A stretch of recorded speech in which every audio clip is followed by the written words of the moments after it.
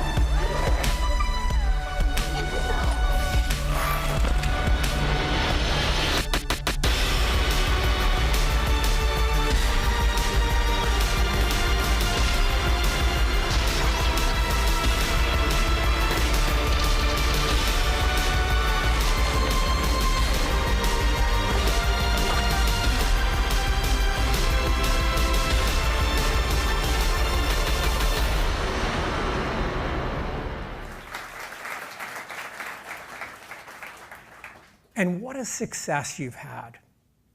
45% of the top 1,000 mobile games today are made by developers using Unity. That's all of you. More than a third, and people don't always know this, more than a third of all PC and console games are built in Unity. And 7 out of 10 of the top games on iOS and Android right now are made with Unity. The ads team has done such a great job of taking all these factors into account and making Unity the 3rd largest video ad network, behind only Google and Facebook. Our network is also engine agnostic. In fact, even our friends at Epic use the Unity network to acquire users for Fortnite. And to give you some sense of the scale, in the last month alone, we reached over 1.7 billion unique devices with Unity ads. And we served over 10.5 billion ads in virtually every month in the last 6 months. Game Foundation gives you common components for building game systems. In the editor, you can use the UI or API directly. Instead of worrying how you're going to name things and what parameters to use from scratch, Game Foundation gives you pre-built libraries. Let's see an example. Here we're going to add an awesome dragon bundle to our game. Once you have the bundle added, you add a name, description, and then you decide which things you're going to pay out when somebody buys it. What you'll notice is the currencies that you've predefined are already wired into this system. So then all you have to do is add a payout amount for each. Next, you need to add a little magic from your art team to make sure it's a good purchase experience. And then you're ready to launch the game. So here we see the game world, and you can see your bundle show up in your store. And then the player makes a purchase. The nice thing is this system's already pre-wired together. Your new gems are added to the player's state on disk, currencies are deducted, and all the items are added to the inventory. So you can see how quick and easy it is to create and change your game as it evolves. And that's not all. With this system, you also get automatic data instrumentation, which helps drive deep insights without having to write any additional code. What used to take 30 days or, I don't know, 43,200 minutes, now can be done in an hour or 60 minutes. Just think about what you could do with the extra 43,000 minutes. You could build something like a Thinking Ape did. You could focus on the unique stuff that makes your game fun and one of a kind.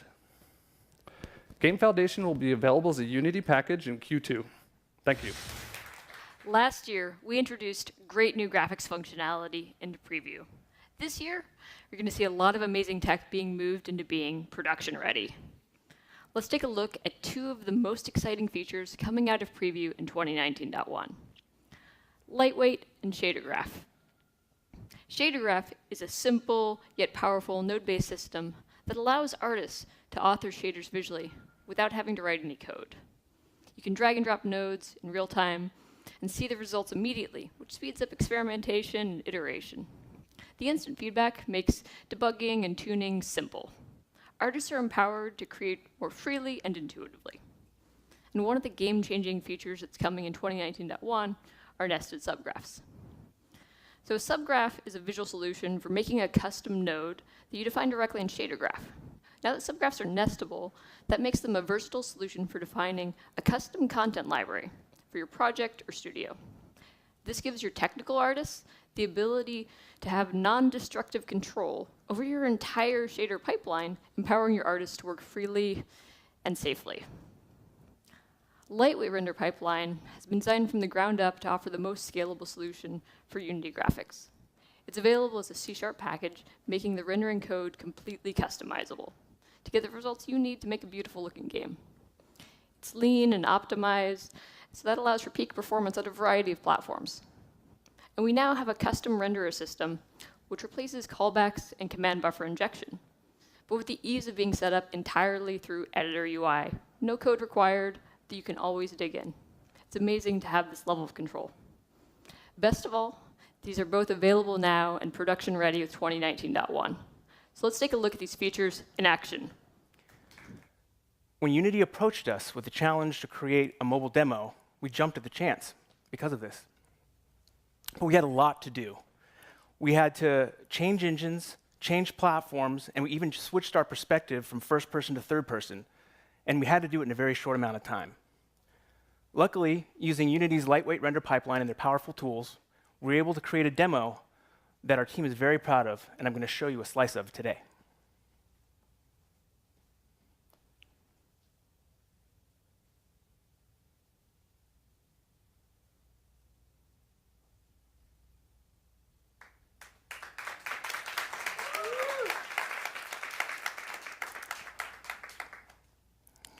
Now I'd like to introduce our studio art director, Jed Melnick, and Lucas Myers from Unity Technology to walk you through how this demo was possible. Thank you. Jed. Hi, everyone. Hi, Jed. Hey. Welcome. Thank you. So, lightweight render pipelines going out of preview with 2019.1, and you've been using it to create this game. That's right. Can you talk us through what you did to make this scene come to life? Yeah, well, coming into the project, there was a lot of concern about lighting and performance. I'd worked on mobile devices before, and a lot of the times there's a lot of trickery involved, and we have to do a lot of pre-baking to get the light to really work on mobile. But with the lightweight render pipeline, it just came out of the box, working dynamically across the whole scene. You can see here that we have real-time shadows across the entire scene, and you can even see— Are there any light maps here, or is no light all maps. these shadows are there? Yeah, it's all. This is all working. All direct light is dynamic. What are all these red lights on the right side? So the red lights. This is our little light show platform here. You can see. Hello. And it's all working using per pixel lighting across the entire environment. What? Yeah. It's a lot of reflections on the ground. How did you make those? So those are pre-baked cube maps that again out of the box, very easy for us to use. The sun as well? That's right. Yeah, the sun as well. The sun's dynamic, so you can see the per pixel specular gliding over it right there. And these laser towers, they're just shooting real-time lights? Yeah, so that's just using the out of the box VFX editor, and you just attach a light to one of the particle effects, and they just send it down the row. Great. Did you have to do any special material work for this project? Yeah, so shader graph was huge for us. We used it across the entire map. You can see this little red ring kind of booming at the base right here. That's all done in shader graph by one artist. So it just takes a day for an artist to do it, and this is a huge difference for us because back in the day, it used to be an artist and an engineer working together, and they had to kind of sync up their visions, and it took a lot of time. Gotcha. But now we just have an artist working on it directly, and it's exactly what they need it to be. What kind of hardware does this require? This is originally we were targeting high-end mobile devices, but this is just iPhone 8. So for me, I have an 8, and it just works great. Yeah. So. Did you use the shader graph for anything else? Yeah. So let me look around here real quick. So you can see that there's a gradient across the entire environment. So you can see the kind of what do you mean? Sandiness down here, and you can see kind of the more burnt orange towards the top. Gotcha. That's all dynamic. So you can take this rock, and you can kind of move it up and down, And it's all done world space gradient in the shader by an artist. Yeah, and all very performant. The other part that's great about the shader graph is we got wind in there without a problem. You can see right here on the leaves, you can see a lot of kind of dancing around. Over here, you can see more foliage. And that's all just done with shader graph by an artist. Very easy to do and very short amount of time. Wow, that's great. I really love this example of a project that uses lightweight render pipeline and shader graph to bring these kinds of graphics to mobile. Let's take a look at another mobile game. Thanks.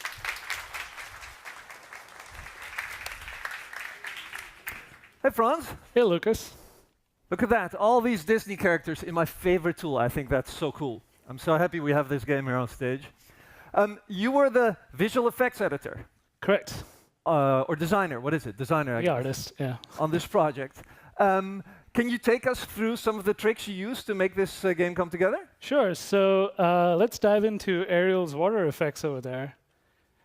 So this was the cool piece of concept art that we started out with.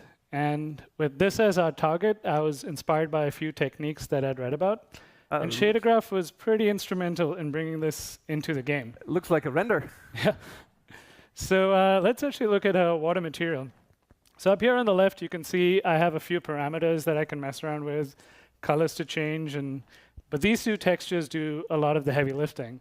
So I see the water's rotating. Is that like a rotating mesh, or does that all come from the material? That's all done in the shader. Yeah. So I can make it more flowy and so on. Can we take a look at the graph? Yeah. So I'll show you a simple trick that we use to tint stuff in the game. So I sample the texture over here that you see at the bottom, and then the one with the green and red? Exactly. And then I take the green channel, multiply that by a color, take the red channel, do the same, and add them together, and then we can tint it to whatever colors we want in game. That sounds really complex. Why don't you just use a water texture? Good question. Versatility. So if we look at this quad, it has the exact same material on it. So what I'm going to do is just change the noise texture to be something a little bit more fire-like, and change the colors to be a little bit orange, maybe. And you can already start seeing the water turn into something a little bit more like a toon stylized fire. You're using the same graph for different effects. Exactly. Actually, over here, I have a few more effects that I made using the same technique. I even use it with the particle system out there. Wow, looks cool. Thanks. Did you use it anywhere else? Yeah, so I actually used this on Hades' hair. And was he there all the time? Yeah, he was hanging out in the background. And in game, when he gets angry, we change his hair to a fiery red, and he goes into a rage. Yeah. You change it at runtime? Yeah, all at runtime. Hey, you've been doing this job for a very long time. How would you approach making effects like these before you had shader graph? It was a bit more of an involved process where I'd have to work with an engineer like Kevin. Oh. Yeah. But yeah, shader graph is so flexible, and as an artist, it's really empowered me to get the creative look and vision that we really want in the game. Wow, great. I think it looks really great. And I'm really, thanks, Franz. Thanks so much. It's amazing. It's an exciting time for augmented reality, with new features and technology being released for both handheld and wearable platforms. And people are getting used to the idea of using their phones for more. From using them to take pictures with dinosaurs at the park, to visualizing what furniture could look like in their homes before they purchase it. We're really just starting to scratch the surface of the potential of this technology. And at Unity, we want to give you the resources to stay on the bleeding edge of augmented reality. Today, we'll be talking about AR Foundation. We built a framework specifically for AR creators that gives you the ability to build your application once and deploy across both ARKit and AR Core-enabled devices. We've also included additional features to help you overcome some of the other common challenges of AR development, from anchoring your digital object in the real world to the visual fidelity of those digital objects and more. We've taken assets from the FPS sample and converted them from the HD render pipeline to the lightweight render pipeline, since we're targeting mobile devices. And in playing with these assets, we're going to show you some of the features that you can take advantage of with AR Foundation by demonstrating how you can take assets that you've already created for your non-AR project and use them to create an AR project that looks great, runs smoothly, and is available on the 1 billion mobile devices that are AR-enabled around the world today. And enabling AR Foundation in your editor is as easy as going to the package manager. Since we've already done that, we can go ahead and hop in. Today, I'm going to be using a feature called AR Remote, which allows me to connect an AR-enabled mobile device to the Unity editor. From here, we can start placing content in the world and building, iterating, and developing without having to compile out to the device every single time. Dan is able to place content directly onto planes in the real world by clicking his mouse in the editor. Seeing these types of changes in real time will save you a ton of time as you're working. I'm using something called AR Foundation Samples, which is a collection of assets and resources already put together so that you can start building in augmented reality today. Let's go ahead and replace those spheres with an instance of our Terraformer character and see what she looks like on the stage. Now, restarting the remote is as simple as hitting the play button. And as Dan's working, you're noticing the blurriness in the camera feed in the editor. This is because we're using something called the downscale factor, which lowers the resolution of the camera. But on the flip side, it gives us a little more performance as we continue to iterate. And our character's looking good, but she's not fully matching the lighting that we have going on stage.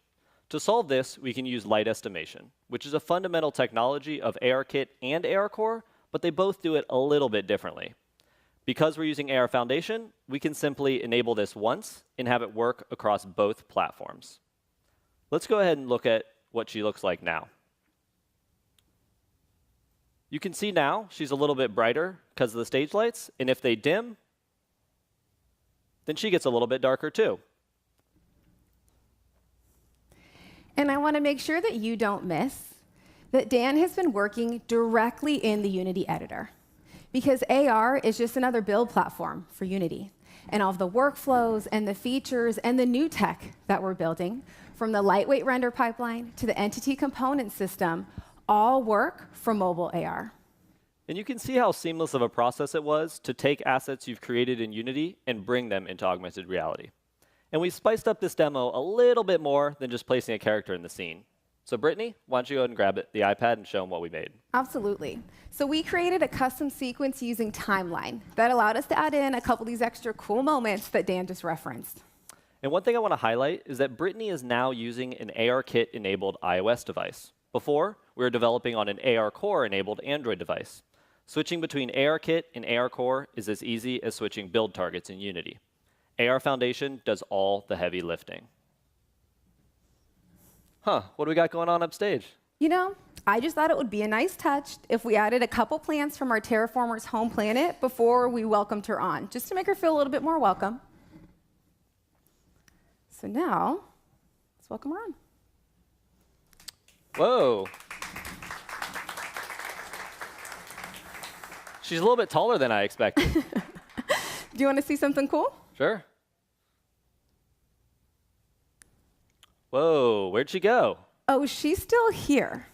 Notice that even though she's transparent, you can still tell where she is on the stage because of the way that her body warps the digital and the physical objects behind her. Also, I want to point out her shadow.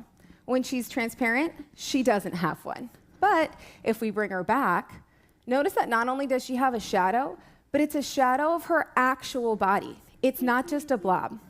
Unity gives us the power to make these seemingly tiny creative decisions that actually have a big impact on making our Terraformer feel like she's actually in Dan's living room with us. And I'll be perfectly honest, I don't really know how to program shaders.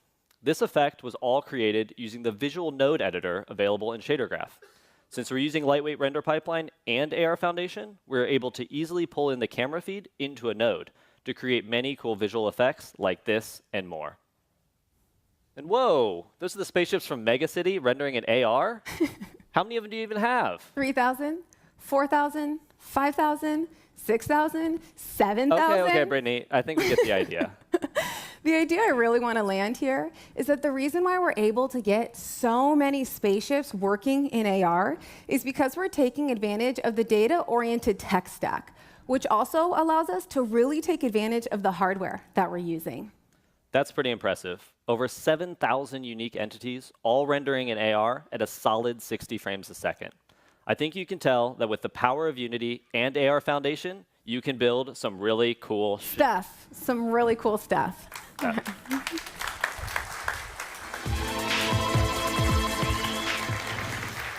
Hey, everybody. I'm Warren Spector. I'm the creative director on System Shock 3. In case you haven't guessed by now, I'm here to announce that the Other Side Austin team is building System Shock 3 with Unity. System Shock games, from a narrative standpoint, are set in a world that's part cyberpunk, a little bit space opera. But more important to me is that from a gameplay standpoint, we call them immersive simulations. What that means is we merge a variety of genres, which drives marketing guys crazy, which I love. Anyway, System Shock is part first-person shooter, part role-playing game, and part survival horror game. But most important about immersive simulations is the idea that they empower players to create their own stories, to craft their own unique experiences. In System Shock 3, we want players to feel alone in a strange and dangerous place, a station on the outskirts of our solar system. It's a world that was once alive with activity, but is now controlled by a rogue AI named Showdown. Living on this station, or unliving on this station, are only robots, mutants, and the dead. Now, with that in mind, with that description having been said, you can probably expect that there are some key things that we're trying to achieve. Fear, feeling of horror, feeling of dread. We've got a bunch of gameplay systems in mind that we're absolutely not going to talk about today. But from a visual standpoint, we needed a setting that was kind of a noir-like, dominated by deep, dark, problematic, disturbing shadows, and punctuated by areas of intense, focused light. But that's about all I can say right now. In a minute, we're going to have Elizabeth Legros and Lucas come back out here and tell you how we achieved that look. But for now, let's take the first ever sneak peek at System Shock 3 in its current pre-alpha state.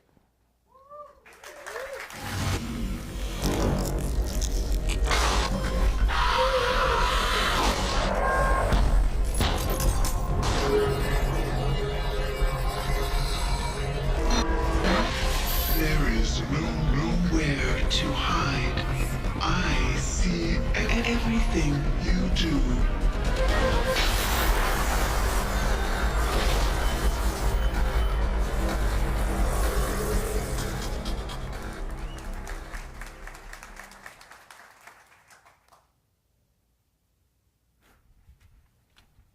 All right. We are going to switch gears away from mobile onto desktop and away from the lightweight render pipeline onto our high-definition render pipeline. Elizabeth, you are the graphics programmer on System Shock, right? Yeah, that's right. Show us some of your favorite shots. Well, so I really love this shot here. And you can see in this shot we have Steve in one of our vacuum-sealed body bags.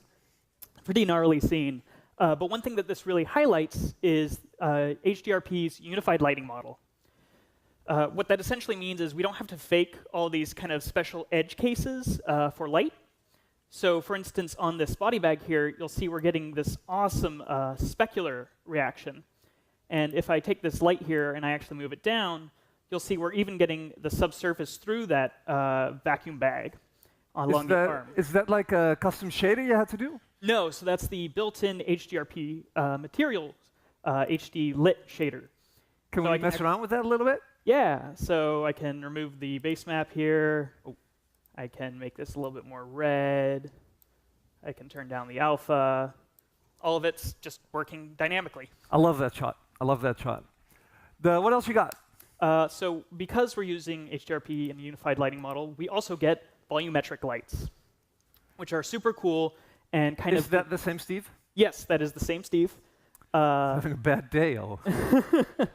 And one thing that's really great about this is as I turn up this light here, you'll notice we're getting brighter volumetrics as well as getting an increased subsurface response here along the feet. The volumetrics, that's like the sort of dust in the air, right, in front of the light? Right. And then you also see like his feet light up. Right, yeah. So that's the unified part, that all these sort of lighting features work together? Right, so what's really cool about that is we didn't have to create a special kind of edge case light here that's doing kind of a fake effect, or have to kind of tweak the shader here for Steve to make it respond better. It all just worked kind of out of the bag. Hey, before the show, we were talking about decals and how you use them extensively. Yeah. Can you show us those? So we use decals in a number of different ways. Just to kind of highlight how much they're doing here, let me go ahead and turn them off and on. So you can see they're doing a lot. Gotcha. So we're using projection decals kind of for the splashes of color, like the blood here, as well as the yellow stripes here. And then we're using mesh decals to really add a lot of detail to the scene. What's going on with that decal on the right there, where it like changes how the light hits the floor? Right. So one of the great things about deferred decals is we can really change the underlying geometry. So right there, we're changing the metalness of the floor here. We're changing the normals, diffuse, and just really kind of bringing out a lot of added detail that we normally couldn't do. Gotcha. Hey, we've seen both Franz and Jed use ShaderGraph for some custom material work on their lightweight render pipeline games. Has ShaderGraph been any help on this HDRP title? Yeah, so in that scene you might have seen, we were actually using ShaderGraph here to kind of animate these vertex positions and kind of give this... So there's no mesh animation here. This whole thing is driven purely by the material? Right, so I can modify this around a little bit. I can change the speed here. And I can really just kind of start to fiddle around with this. What does the graph look like for a shader like that? Like this. Oh. It kind of looks like the monster. Yeah, it's very noodly. It's very meta. Yeah, so we're getting a lot of use out of that. Wow, I think it looks really great, and I think this is great to have an example like this of the kind of graphics quality that a HDRP pipeline can bring to your title. So thanks a lot, Elizabeth. Thank you so much.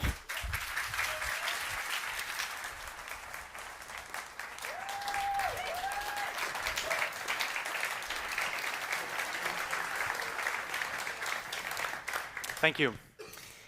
A couple of months ago at Unite, we showed the Mega City demo. And it's been really important for us to stress test the data-oriented tech stack, proving that we can stream, simulate, and render massive amounts of content in a dynamic world. Let's check it out.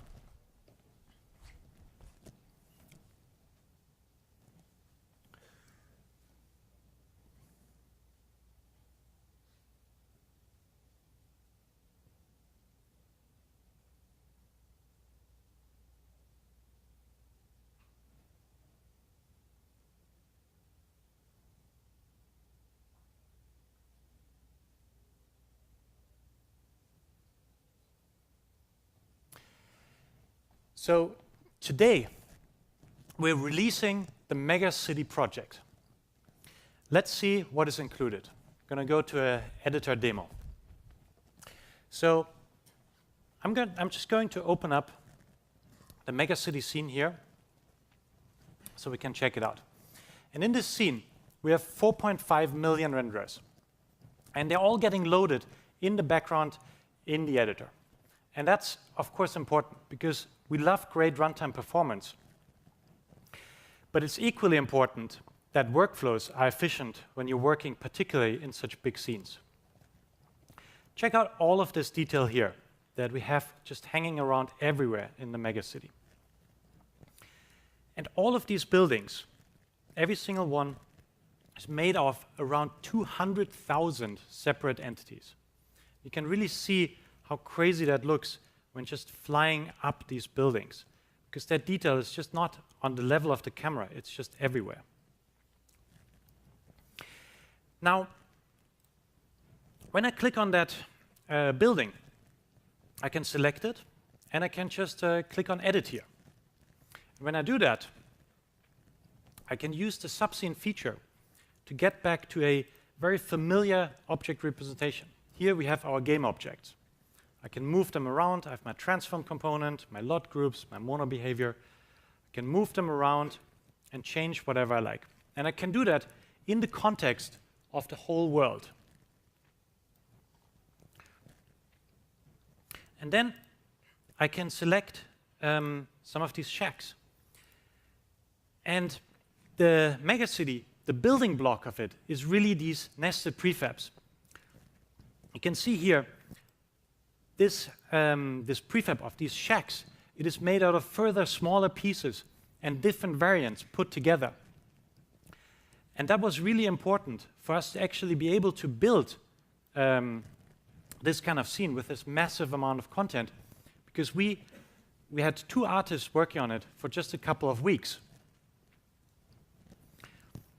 Now, when I'm done editing, I can just close the scene. I can save it.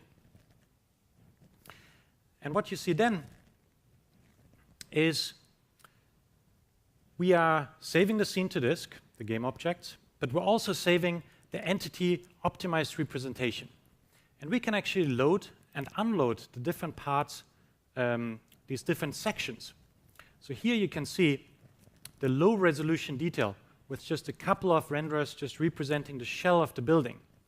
But then when I load the rest of the scene in, I can do that for streaming, just getting more detail when I'm close up, and in the distance you have the shell. But look at how fast that loads. That is the power of a runtime-ready data format.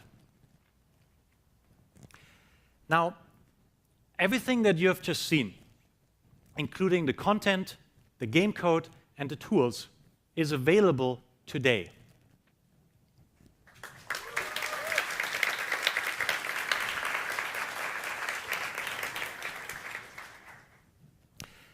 So with the data-oriented tech stack, we want to empower you to create the most rich, interactive, and dynamic worlds. And to do that, you need physics. So we decided to partner with a company that has defined the gold standard in physics simulation for games. And for the last couple of months, we had an amazing collaboration with the Havok team. And so I'd like to welcome Oliver Strunk from Havok on stage. Hey, Ollie. Hey, hello, Joachim. Hey. I'm super happy to be here. We in Havok always have been impressed by the creativity of the Unity games. And we are excited to show how Unity and Havok have worked together to push physics to the next level. And there is a couple things that we wanted to achieve together. We want to give control of the physics simulation back to the developer. Something that is fast, easy to understand, and easy to modify. Actually, we went through a very similar experience in Havok. Our first engine used an object-oriented approach. But after years of painful iterations, we ended up with a data-centric approach. Very similar to DOTS. And our users loved it. They found that removing those extra abstractions made it easier to understand, and that gave them the control they needed. And in our collaboration with Unity, we were able to take that experience and create a data protocol in C#, which describes physics in a clean and simple way. And we want Unity to become the best game engine for creating network games. And in our experience, physics is often what makes or breaks a network game. So we worked with the Havok team on designing physics specifically for networking. Yeah, network games are already quite complex. So the key here is reducing complexity. With that design goal in mind, we created something which is lightweight, doesn't require internal caches, and is easy to understand. And we call that Unity Physics. It is written completely in C# using the Burst compiler and C# jobs. So specifically for performance, how did that actually work out for you? I mean, we in Havoc are obsessed by performance. And using the burst compiler was actually a great experience. It was easy to use, we didn't have to write platform-specific code, and multi-threading just worked out of the box. And we did a very detailed analysis of the burst compiler output, and we were surprised to find that it actually matches hand-optimized assembly. And this is super important because it allows us to write high-performance code in the same language as the game logic. And for me personally, that this is possible is just absolutely amazing, just incredible. Now, Unity games use physics for all kinds of different purposes. And so in some cases, a lightweight and stateless physics engine is not the right fit. But fortunately, for the last 20 years, the Havoc team has built and fine-tuned a sophisticated physics engine, and its performance and quality powers the most ambitious AAA games. So we also want to offer that full power of Havoc physics inside of Unity. And the data-centric approach was key to making this possible. It made it trivial to integrate Havoc physics. So with a simple switch, you can go from Unity physics simulation to Havoc engine. And because the data protocol is the same, your user content can stay the same, even your scripting logic. So we talked a lot, so now check out the new Unity physics written in C# in actually a live demo. So Joachim, please.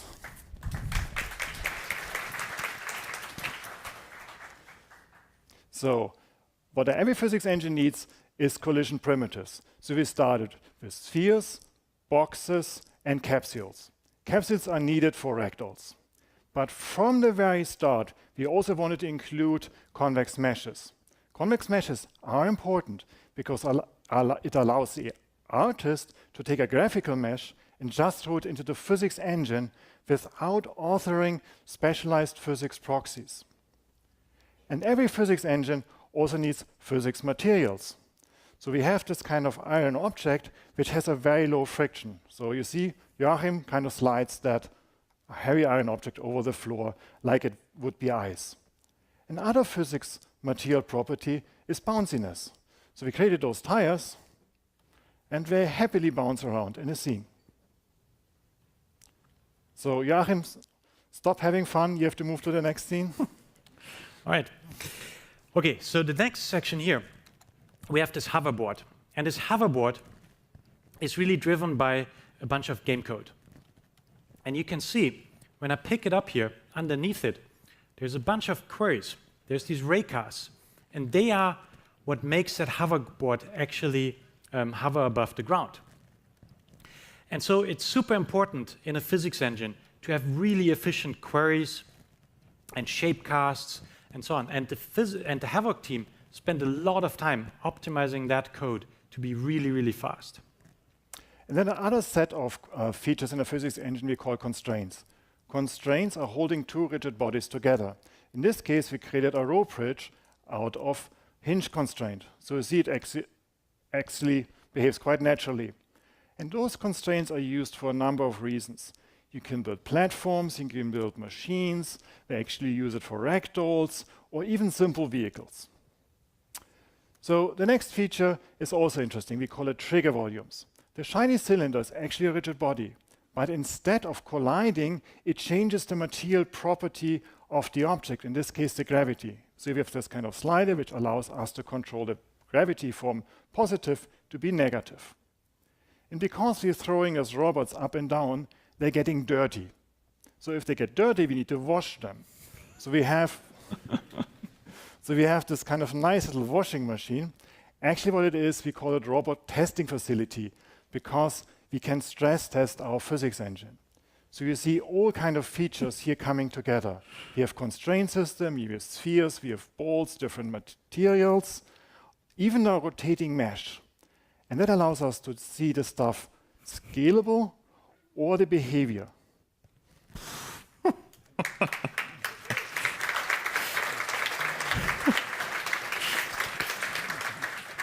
It's just actually a lot of fun playing with this stuff.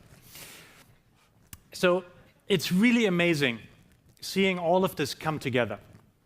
And this is all written with the C# Unity physics engine. And the best part is this Unity physics engine is available as a preview package today.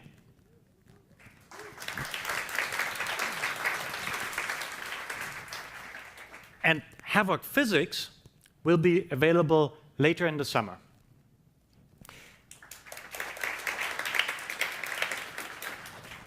And together, this is a complete physics solution for creating rich and interactive worlds for dots.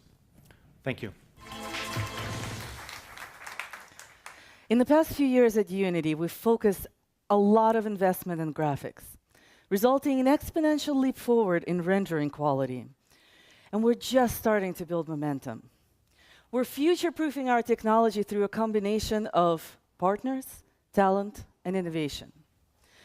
We work closely with partners to bring you the best and latest workflows, like Substance, a tool uniformly loved by artists that today is available in beta on the Asset Store and that is coming out of beta in spring. Substance and Unity will support HD and lightweight scriptable render pipelines with simple, intuitive workflows for both of the pipelines as well as the shader graph. And you'll be able to easily live edit Substance material parameters for real-time texture updates, whether you are in the editor or at runtime for quick artist workflows. And many thanks to the Substance team for all of their hard work on this. This is what a lot of artists have been craving to get. At Unity, we also invest in people. This includes hiring the best to help you achieve your aspirations. The Unity graphics team is full of world-class talent, and I'm lucky to work with them on the architecture of our workflows and rendering pipelines. But today, I'm happy to welcome Graphene to the Unity family.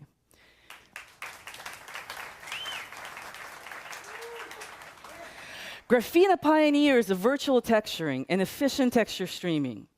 And with ever-increasing device resolution and complexity of scenes that is rising steeply, we need higher density textures, and more of them, more than ever now.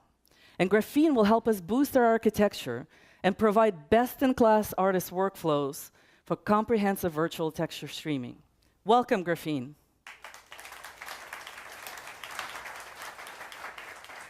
Much of graphics innovation comes from our extensible and configurable scriptable render pipeline architecture, as well as our artist workflows. We want to make sure to give you the right tools for the right job. Last year, we harnessed the power of real-time ray tracing for accelerating lighting workflows through a real-time path tracer to bake lighting with our GPU progressive light mapper, which is now available in preview. But this is just the beginning of our real-time ray tracing journey.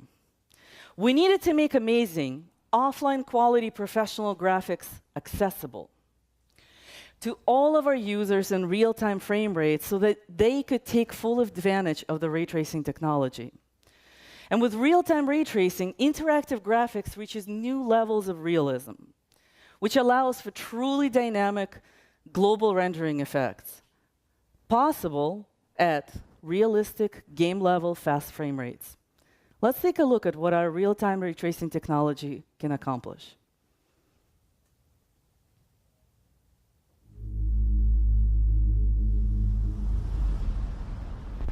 Invent yourself, and then reinvent yourself. Don't swim in the same slough. Invent yourself, and then reinvent yourself. And stay out of the clutches of mediocrity. Invent yourself, and then reinvent yourself. Change your tone and shape so often that they can never categorize you. Reinvigorate yourself and accept what is, but only on the terms that you have invented. Be self-taught and reinvent your life because you must. It is your life, and its history and the present belong only to you.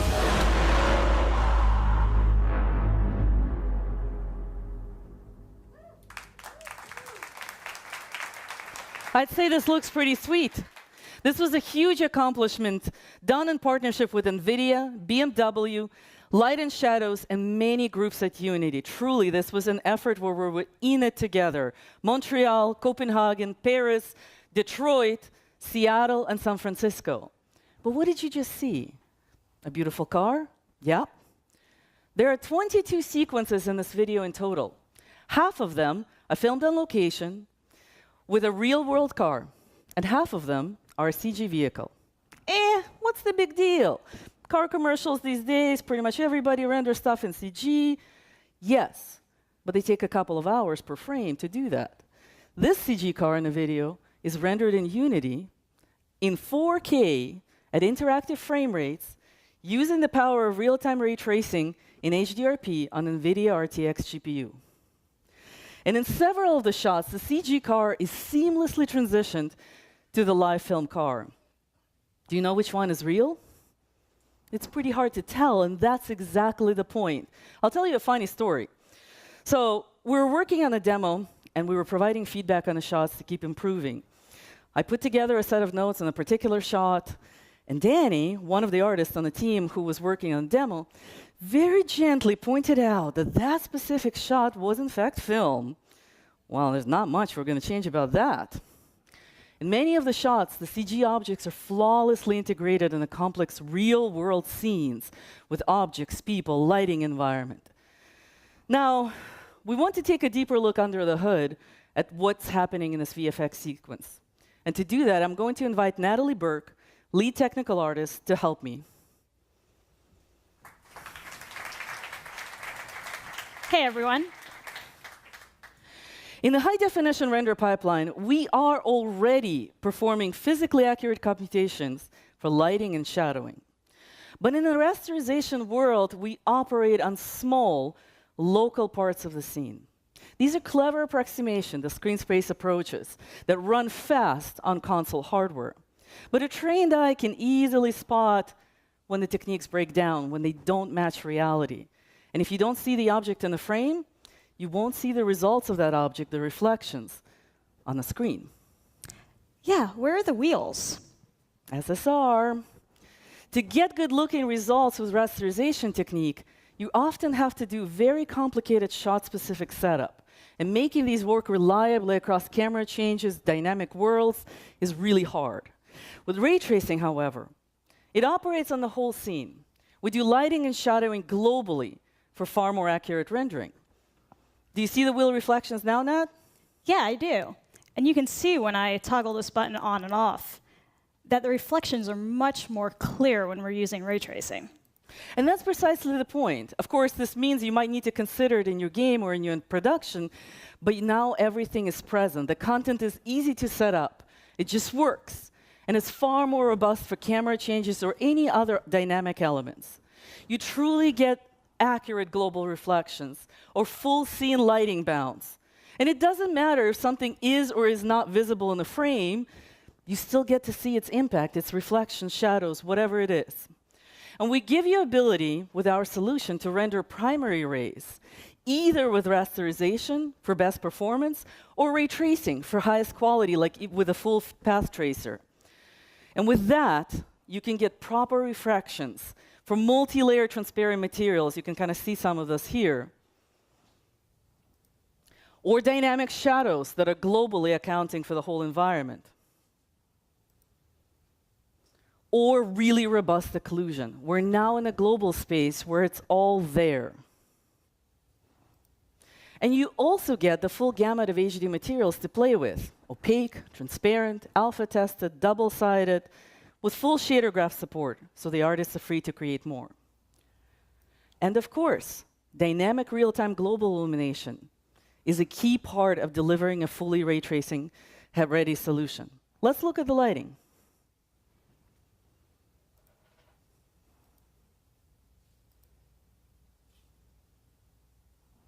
Now, our ray tracing tech is built on top of HDRP in C# scripts and shaders, which is quick to reload and iterate.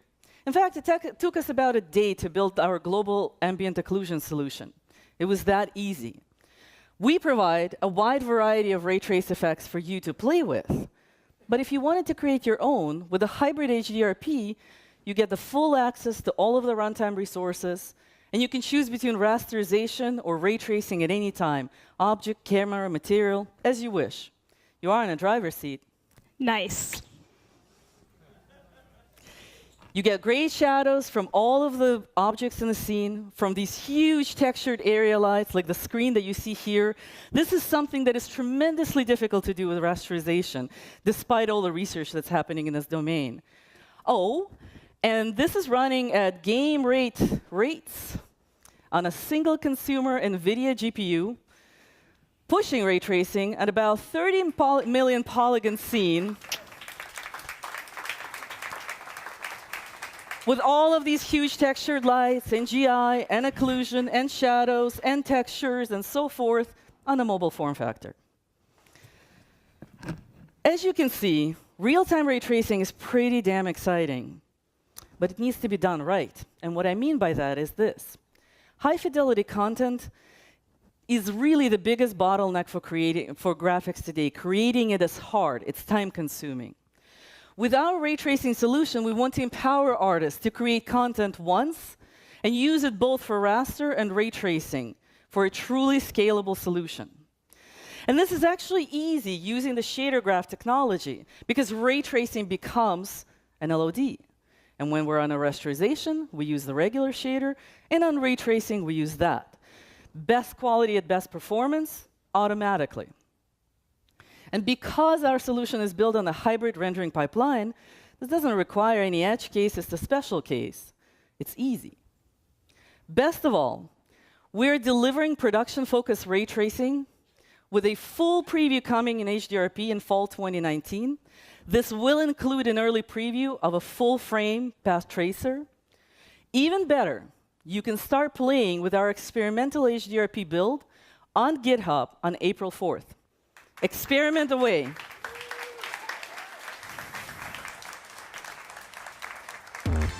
Please welcome Sylvia Rasheva.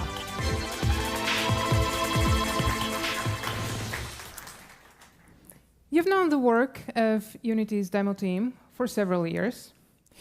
We are usually here to tell you all about the different ways in which we have improved and customized and extended various graphics features of Unity, all in the pursuit of making them better. But this time, our production feels very different from before.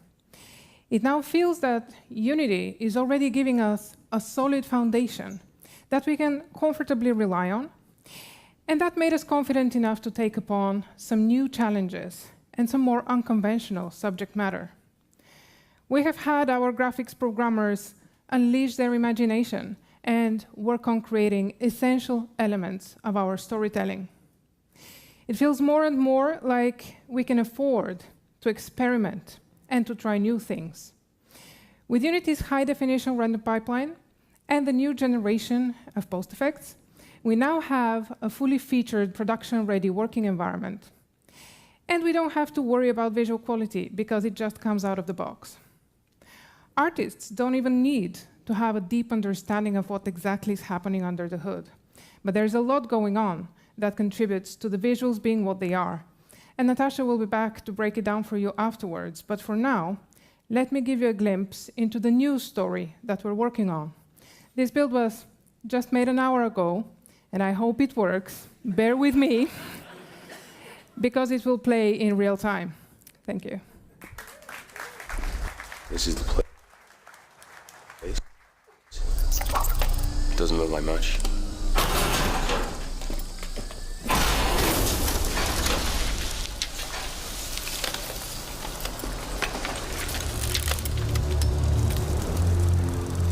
Go take a look.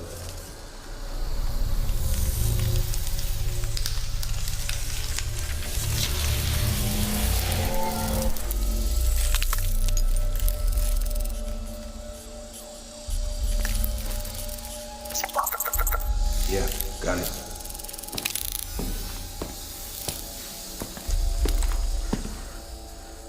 Okay, here we go.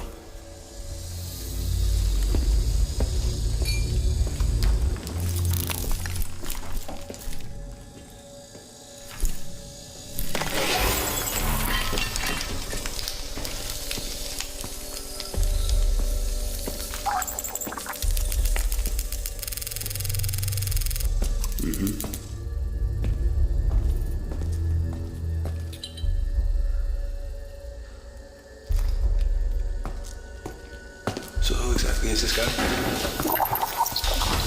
You're kidding. They're a fairy tale, Boston. Don't be an idiot.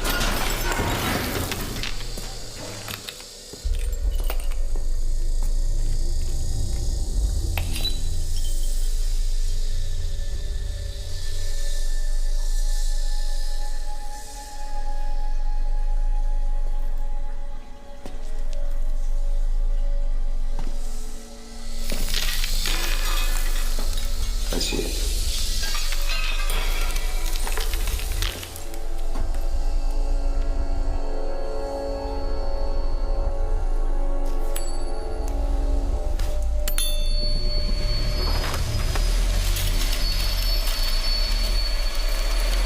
Open it. Wait.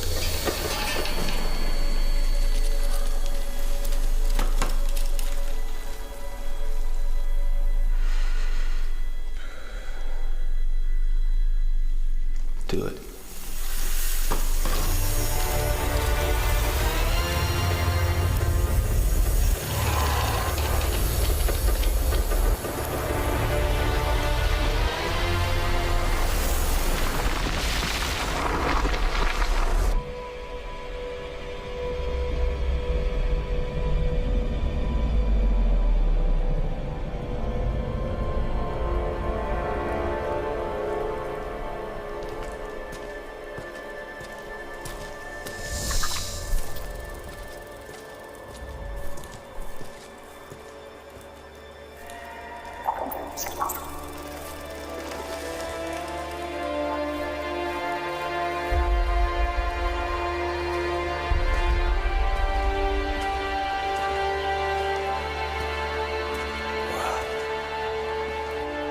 Can't believe this place is actually real.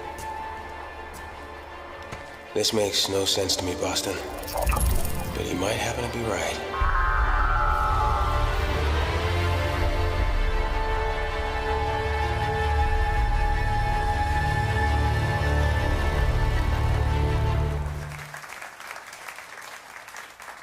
I gotta be honest with you, I get chills watching this, especially here.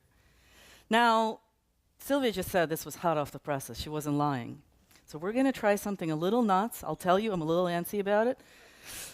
Since the demo just finished, we're gonna try to go and break it down and look what's happening under the hood in the editor. A little. So, what I deeply love about Unity's demo team, truly, is that they're always pushing the frontiers of real-time graphics for the industry at large, not just about what's happening with graphics at Unity. And in fact, some of you who know me well know that one of the reasons I joined Unity is for the chance to work together with a creative team that is our demo team. Now, sometimes I'm always awed by their vision, but sometimes they come to me and discuss where they want to push their ambition, and I blanch. Because I'm like, really? That seems intense. They tell me what they want to push, and together we work, we push the graphics on our end, they push the specific effects. And as a result, we're really living it together, in it together, as a true production. This was a perfect example of that. So for me, it was tremendously exciting to hear that they're finally feeling free to focus on all the special cases, the magic for their creative vision. And letting creators do their thing truly is what I came to Unity for. Now, the Heretic is not only packed to the brim with a ton of graphics features from HD and many bespoke effects, it's a visually gripping experience that is actually running steady 30 FPS on a consumer-grade, off-the-shelf gamer PC. And that's possible because of the latest optimizations across the board for the HD graphics features, such as heavily tuned volumetrics, lots of VGPR magic there, optimized from scratch HD post-processing stack, fast real-time area lights, and so much more. And the team relied on the visual effects graph to create abundant volumetric ambience, constructing compelling atmosphere with detailed visual effects. And now the fast performance of GPU particles in the VFX is what allowed them to amp up the richness of their scenes while maintaining solid frame rate. And it was easy for the team to create this with a powerful art-eccentric tool. Lighting is at the core of visual storytelling. With well-crafted lights, you create suspense, or you can diffuse a tense situation. Yet often, complex lighting takes hours to create. Long baking steps can make any story iteration tenuous.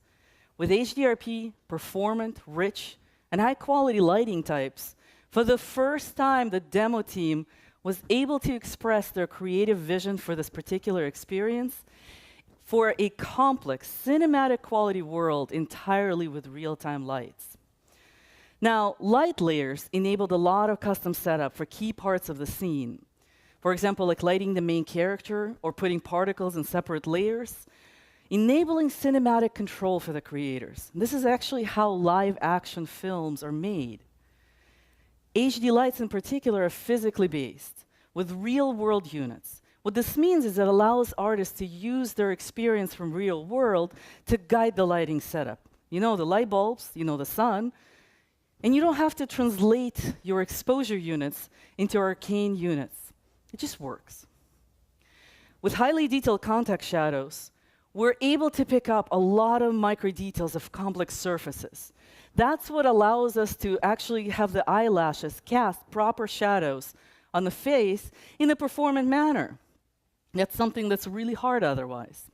And all of this came with really fast iteration for artists. They maintained their high visual bar expectations, and still they were able to achieve stellar runtime performance. The HD pipeline also gave the demo team a lot of Legos to build the digital human's appearance. All of the organic materials for skin, hair, fabrics are available as HD master nodes in the shader graph. The demo team took them, pushed them to 11, and really customized the heck out of them to create a truly realistic human. The cinematographer's lens directs our attention. It drives the viewer focus in. The camera properties can intensify our emotions, or, with a focal length change, can rapidly build a sense of surprise. In film, this is controlled entirely through actual physical properties of the lens itself. With the new HD post-processing stack, Vest, the creative director of The Heretic, achieved the filmic look by deep use of physical camera that's fully supported with the new HD post stack. And this stack is the next level revolution for post-processing at Unity, upgraded, rewritten from scratch for maximal integration with HDRP. For example, the new HD bloom effect is fully energy conserving with a much more natural look. It's stable for all ranges of values, and it's also aided by pre-exposition to help with high physical values. It also supports a wide range of scene exposures. What does that mean? That means that for creator, they no longer have to fight with sudden overblown hotspots from bloom. It behaves consistently and predictably. Personally, I'm actually really excited about our new algorithm for depth of field. Some of you who've seen the graphics updates, or Jar of Awesome as I call it, probably have seen this excitement from me.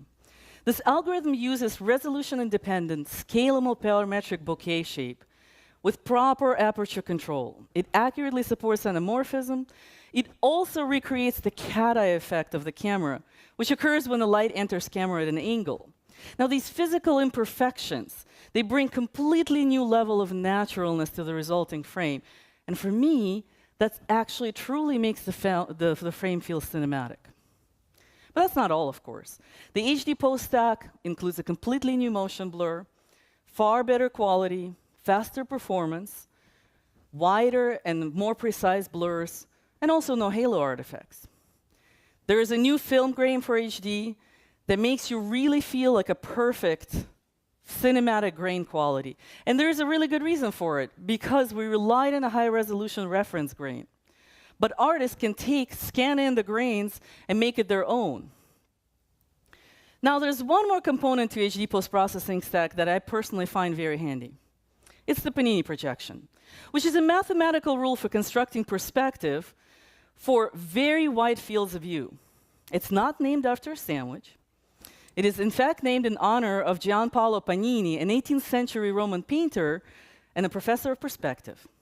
This obscure mathematical formula integrated to the new HD post stack enables creators to work with a wide variety of display form factors. You set it up in a minute, and it doesn't matter if you display it on a 16:9, on a phone screen, or on an ultra-wide display at a Keynote. It just works.